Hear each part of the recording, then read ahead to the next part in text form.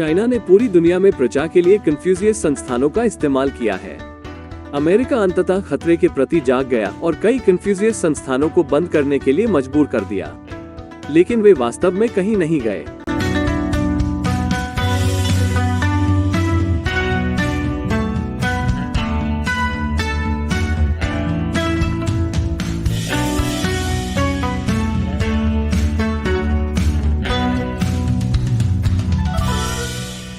आपका स्वागत है, मैं क्रिस चैपल हूँ। तुम्हें पता है, कभी कभी मुझे सही होने से नफरत होती है। उस समय की तरह मैंने कहा था कि सचमुच बाहर बिल्लियों और कुत्तों की बारिश हो रही थी। दुखद है। या जब मैंने कहा कि कन्फ्यूशियस संस्थान बंद हो जाएंगे लेकिन फिर एक नए नाम के तहत वापस आ जाएंगे। What's to stop them from changing the Confucius Institutes so we have no choice but to put them back in our universities? And now that the party has extended its control over Hong Kong, I know what they're going to do. Goodbye, Confucius Institute. Hello, Bruce Lee Institute. खैर, Confucius संस्थान वापस आ रहे हैं, एक नए नाम के तहत, उसी भयानक उत्पाद के साथ। उस समय की तरह जब आईहॉप ने खुद को इंटरनेशनल हाउस ऑफ बर्गर के रूप में रीब्रांड करने की कोशिश की। आप किसी को बेवकूफ नहीं बना रहे हैं, आईचोपी। कन्फ्यूशियस संस्थान चीनी सरकार द्वारा वित्त पोषित कार्यक्रम है जो चीनी भाषा और संस्कृति को बढ़ावा देने के लिए एक विदेशी विश्वविद्यालय के साथ साझेदारी करते हैं और निश्चित रूप से चीनी कम्युनिस्ट प्रचार। नेशनल एसोसिएशन ऑफ स्कॉलर्स की एक रिपोर्ट में पाया गया कि 118 कन्फ्यूशियस संस्थान जो अमेरिका में थे, उनमें से 104 बंद हो गए हैं या बंद होने की प्रक्रिया में है। लेकिन उन 164 स्कूलों में से एक नया कन्फ्यूशियस संस्थान जैसा कार्यक्रम खोल दिया है। यहाँ उस रिपोर्ट के लेखकों में से एक है। 58 maintained a very close relationship with a Chinese university that had been their partner, and a handful, at least 5, were so loath to close their Confucius Institute that they went out and recruited a new host for it, so that the Confucius Institute didn't close, it just changed locations. In fact, the single most popular reason that colleges and universities give when they close a Confucius Institute is that they're going to replace it with another Chinese partnership. क्या हम कभी नहीं सीखते? यह ऐसा होगा जैसे स्वास्थ्य विभाग द्वारा जैक इन द बॉक्स को बंद कर दिया गया था और 1 महीने बाद बैक इन द जोक्स नामक एक नया रेस्तरां खोला गया था। बिल्कुल भी संदेहास्पद नहीं। रिपोर्ट के लेखकों के अनुसार जनता ने सीखा है। यह स्कूल प्रशासक है जिन्होंने नहीं किया है, और उन्हें पता होना चाहिए था, क्योंकि शुरू से ही कुछ बहुत बड़े लाल झंडे थे। आप जानते हैं, इसके अलावा, जैसे कन्फ्यूशियस संस्थान अपने अनुबंधों में गोपनीयता की शर्तें लगाते हैं, यदि वे इतने सौम्य हैं, तो उन्हें सार्वजनिक क्यों नहीं किया जा सकता? उत्तर जाहिर है कि वे सौम्य नहीं हैं। 2009 में ली चांगचुन, उस समय सीसीपी के प्रचार प्रमुख, ने कन्फ्यूशियस संस्थानों को चीन के विदेशी प्रचार सेटअप का एक महत्वपूर्ण हिस्सा कहा। इसलिए बहुत से लोग कन्फ्यूशियस संस्थानों को ट्रोजन हॉर्स के रूप में देखते हैं। चीनी भाषा और संस्कृति सिखाने के बदले में कम्युनिस्ट पार्टी को अपने प्रचार को बंदी दर्शकों तक पहुंचाने के लिए मिलता है। संभवतः स्पष्ट होना चाहिए था जब उन्होंने चीनी भाषा में पढ़ाए जाने वाले पहले भाव हेलो, आपका नाम क्या है, और पश्चिमी साम्राज्यवादियों के साथ नीचे कन्फ्यूशियस संस्थानों के साथ सौदा यह था कि कॉलेजों और विश्वविद्यालयों ने जगह प्रदान की। और क्या मैंने चीन की मुफ्त यात्राओं का उल्लेख किया है? You see administrators going to China, getting gifts, building relationships, signing deals. मुझे यकीन है कि वे यात्राएं सिर्फ एक बेहतर सांस्कृतिक समझ को बढ़ावा देने के लिए थी, न कि किसी भी तरह से प्रशासकों को प्रभावित करने के लिए। यह उस तरह की तरह है जब कोई छात्र अपने शिक्षक को एक आईफोन देता है। रिश्वत तो बिल्कुल नहीं। 2000 के दशक की शुरुआत में जैसे जैसे कन्फ्यूशियस संस्थान फैलते गए, लोग उच्च शिक्षा में उनके प्रभाव के बारे में अधिक चिंतित हो गए। Do you share concerns about Confucius Institutes as a tool of that whole of society effort and as a way to exploit the sort of naive view among some in the academic circles about what the purpose of these institutes could be? We do share concerns about the Confucius Institutes. It is something that we're watching warily and in certain instances have developed, appropriate investigative steps.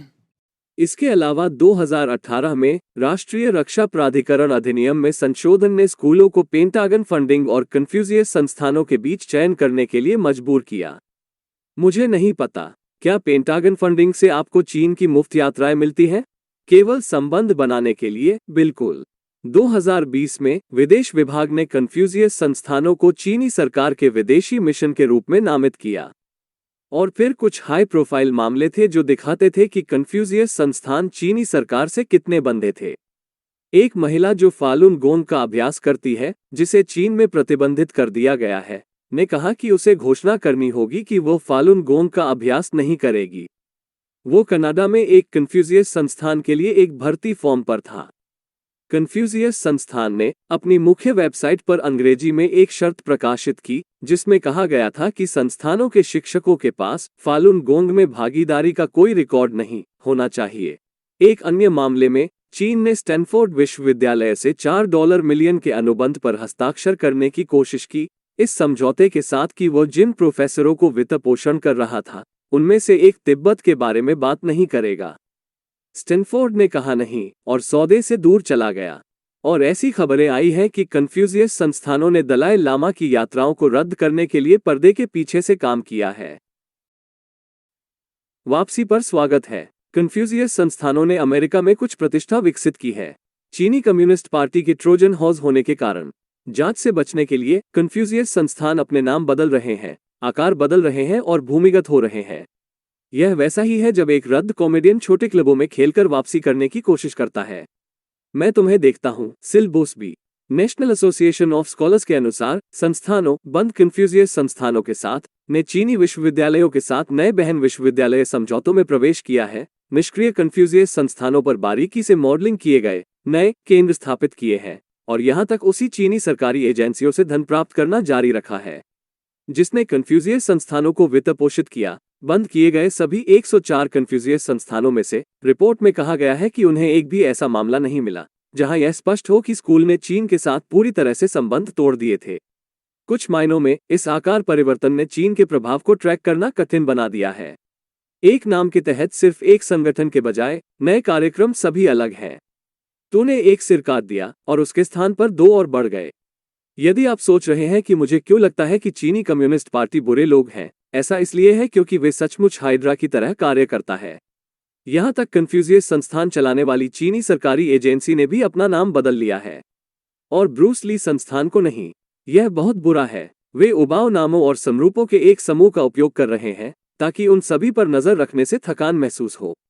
चीनी भाषा परिषद international Confucius संस्थानों का प्रभारी हुआ करता था। इसे अब centre for language exchange and cooperation या CLEC कहा जाता है। कितना उबाऊ, बेकार नाम बदल जाता है। यह ऐसा होगा जैसे कोई जिम जॉनसन अपना नाम बदलकर जॉन जिमसन कर ले। हाँ, वे अब मुझे कभी नहीं ढूंढेंगे। CLEC अब कन्फ्यूशियस संस्थानों की जगह लेने वाले प्रोग्राम चलाता है। CLEC ने चीनी अंतर्राष्ट्रीय शिक्षा फाउंडेशन या CIEF नामक एक गैर लाभकारी संस्था को अलग कर दिया, जो अब कन्फ्यूशियस संस्थानों को संभालती है। यहां तक कन्फ्यूशियस क्लासरूम को बढ़ावा देने वाली अमेरिका की एक गैर लाभकारी संस्था एशिया सोसाइटी ने भी अपने कार्यक्रम का नाम बदल दिया है। इसे कन्फ्यूशियस क्लासरूम नेटवर्क कहा जाता था, लेकिन तब से इसे चीनी भाषा भागीदार नेटवर्क में बदल दिया गया है। कन्फ्यूशियस क्लासरूम की बात करें तो यह एक और तरीका है जिस पर कन्फ्यूशियस फिर भी किसी भी कारण से कन्फ्यूशियस क्लासरूम्स को समान स्तर की जांच नहीं मिली है। हालांकि नेशनल एसोसिएशन ऑफ स्कॉलर्स ने संघीय सरकार से उनकी जांच करने का आग्रह किया है। 2020 में राज्य और शिक्षा सचिवों ने स्कूल प्रशासकों को एक चीनी राज्य द्वारा संचालित कार्यक्रम की मेजबानी के जोखिमों के प्रति सचेत करते हुए एक पत्र लिखा, लेकिन इसने उनके प्रसार को रोकने के लिए कोई कार्रवाई करने से रोक दिया। राज्य स्तर पर कार्रवाई की गई है। उदाहरण के लिए पिछले साल फ्लोरिडा के गवर्नर रॉन डेसेंटिस ने कानून पर हस्ताक्षर किए जो किसी भी फ्लोरिडा स्कूल को चीन सहित एक विदेशी विरोधी के साथ अनुबंध करने से प्रतिबंधित करेगा। कानून ने स्कूलों में किसी भी विदेशी फंडिंग के लिए रिपोर्टिंग आवश्यकताओं को भी बढ़ाया। पिछले साल अमेरिकी सीनेट ने द कन्फ्यूशियस एक्ट नामक एक विधेयक भी पारित किया, जिसने अमेरिकी स्कूलों को कन्फ्यूशियस संस्थानों पर अधिक नियंत्रण दिया होगा। इसने उच्च शिक्षा में विदेशी स्रोतों से पारदर्शिता बढ़ाने का भी प्रयास किया। वो बिल कभी सदन में पारित नहीं हुआ, इसलिए यह कभी कानून नहीं बना। और शायद यह एक अच्छी बात है, क्योंकि जैसा मैंने कहा, कन्फ्यूशियस संस्थान अब वास्तविक समस्या नहीं है। यह उनकी जगह उबाऊ हाइड्रा है जो असली खतरा है। और अब मेरे लिए चीन के बिना सेंसर वाले दर्शक के एक प्रश्न का उत्तर देने का समय है जो 50 सेटी आर्मी का हिस्सा है। वो प्रशंसकों का समूह है जो सीधे पेट्रियन या स्थानीय लोगों के माध्यम से हमारा समर्थन करते हैं। रिचर्ड वॉलबर्ग पूछते हैं, प्रिय सीयू, मैंने सुना है कि चीन में एक कन्फ्यूशियसवादी पुनरुद्धार चल रहा है। क्या आपको लगता है कि सीसीपी इसे कुचलने की कोशिश करेगी या इसे पश्चिमी वैश्विकता के खिलाफ रैली बिंदु के रूप में सह चुन सकती है? खैर रिचर्ड, एक सच्चा कन्फ्यूशियवादी पुनरुत्थान चीनी कम्युनिस्ट पार्टी के शासन में कभी सफल नहीं होगा। एक और पार्टी कन्फ्यूशियवाद के कुछ तत्वों का उपयोग करना चाहती है, जैसे वफादारी, पदानुक्रम और यह दृष्टिकोण कि शासक के पास स्वर्ग का जनादेश है। लेकिन कन्फ्यूशियवाद में अन्य तत्व हैं जो एक गंभीर खतरा हो सकते हैं।